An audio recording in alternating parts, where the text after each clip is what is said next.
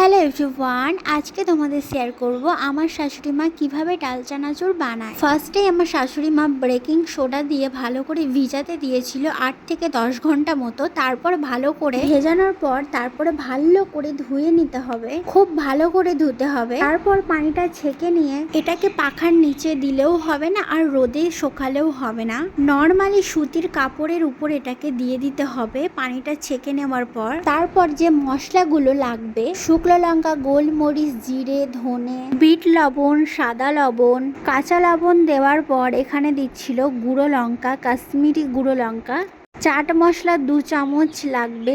চাট মশলাটা অবশ্যই দরকার, চাট মশলা কিন্তু দিতেই হবে চানাচুরে। তারপরে পরিমাণ মতো হলুদ। তোমরা যদি বাড়িতে অল্প কিছু করতে চাও অল্প মশলা দিয়েই করে ফেলো, খুব সহজ।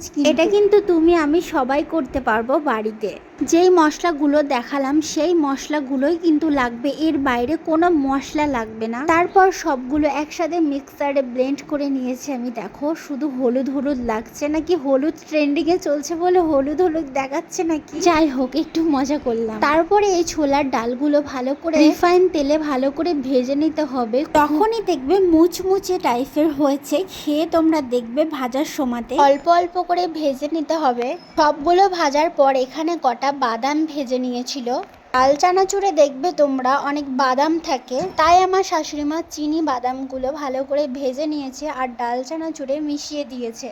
ভাজা ছোলার ডাল আর ভাজা বাদাম একসাথে মিক্স করে দিয়েছে। তারপরে যে মশলাটা ব্লেন্ড করেছিলাম ওটাই মিশিয়ে দিল। ব্যাস রেডি হয়ে গেল আমাদের ডাল চানাচুর। অনেক দিন ধরে খাওয়া যাবে এই ডাল চানাচুর, দোকানের থেকেও বেশি। সত্যি বলছি, এত টেস্ট হয়েছিল, দোকানের থেকেও কিন্তু দ্বিগুণ টেস্ট হয়েছিল। আমি কিন্তু জানতাম না যে এত সহজভাবে ডাল চানাচুর বানানো যায়। আরে কোথায় যাচ্ছ, বলে তো যাও ডাল চানাচুর রেসিপিটা কেমন হয়েছে।